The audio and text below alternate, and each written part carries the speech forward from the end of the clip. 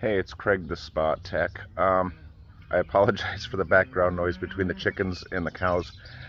I was compelled to do this video after I had a handful of customers complaining to me, and they'd say, "What is wrong with the salt system of my spa?" I would set the thing at output 5, and I'd go out there a couple weeks later, and it's at output 1. I'd bump it back up to output 5, I'd go out there a couple weeks later, it's at output 0. I'd bump it up to output 5. What is wrong with this tub? Why does it keep shutting down or not staying where I'm setting it? There's something wrong with this, and I'm here to say that there's nothing wrong with the tub. It's kind of doing what it's supposed to be doing, and in order to explain this in a way that makes sense, I have to tell you how it used to be when they first came out with these saltwater spas.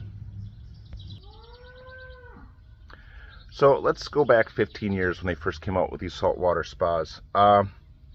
So what would happen with almost every spa that we sold was people would get a brand new tub, and these saltwater tubs, and they would have the salt chlorine generating output cranked quite high, because with this brand new tub, boy, the cows are going crazy. With this brand new tub, it was kind of being overused. People were excited about their brand new hot tub. They were like, "Oh, let's go in the hot tub." Almost every night they're in the hot tub, and they got this output on the chlorine generating cranked up to output 6, 7, 8. And then the novelty of the new purchase would kind of wear off, and they're using the spa more realistically, a couple times a week. The output's still set up at a really high output, like output 7 or 8. And then summer would come along. And with summer, it's just kind of too hot to use the hot tub. And plus, there's other things to do in the summer. We can go to the ball game, we can go to State Fair, we can go boating, fishing, camping, we can go to the Dells. There's a million other things to do in the summer, and the hot tub is no longer the sole source of entertainment in people's lives. So the hot tub would be sitting in the backyard not being used. And it's still set at that high chlorine generating level of output 8. So what was happening is these tubs were sitting in the backyard being ignored, generating so much chlorine that they were destroying themselves.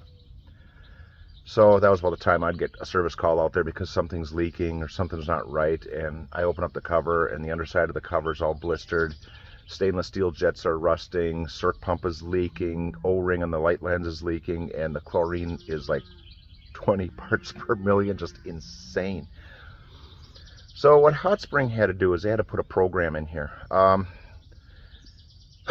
If you are interactive with the control panel every 10 days to 2 weeks, the system is happy.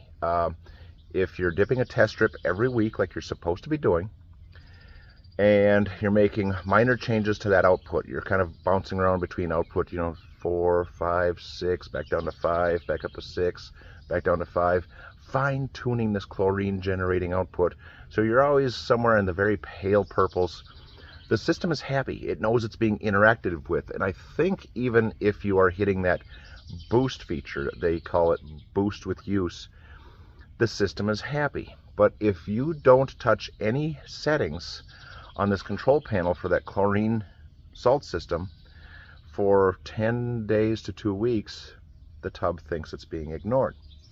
So then this program that they put in rears its ugly head. You walk up to the spa to turn on the jets, just like in the little video clip at the beginning of this. You go to turn on the jets and you can't, because there's a screen that pops up that says, "Dip a test strip, balance your water, confirm this output setting." And what funny thing is, a lot of people, they have this Ronco set it and forget it mentality with these saltwater tubs, is they never dip a test strip. And they go to use the tub and they go to hit the jets button, and that screen pops up because it hasn't been interacted with. That, like I said, literally says, "Dip a test strip, confirm this output setting." And a lot of people will just be like, yeah, confirm, go away screen, I want to use my tub. But so if you ignore this 10-day to 2-week reminder program for more than 4 days, 3 or 4 days, it'll drop from output, let's say you had it at output 5, it'll drop from output 5 down to output 1. And if you still continue to ignore this reminder program for another 3 or 4 days, it'll go offline.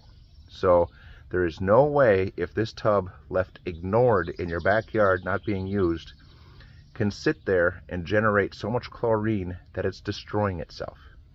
So that is the purpose for this program. Like I said, if you're doing exactly what you're supposed to be doing, dipping a test strip every week, and if that test strip reveals a little bit too much chlorine, you're getting up to 3 or 4 parts per million, back it off a little bit. If you're not generating enough chlorine, bump it up a little bit. You always want to take this output setting and kind of fine-tune, dial it in, hone in, and make sure that you're in this low-level chlorine. And as long as you're doing that, the program is happy. It's being interacted with, and you should never see that screen pop up like at the beginning of the video. This is Craig the Spot Tech. I hope that clears it up. Catch you later.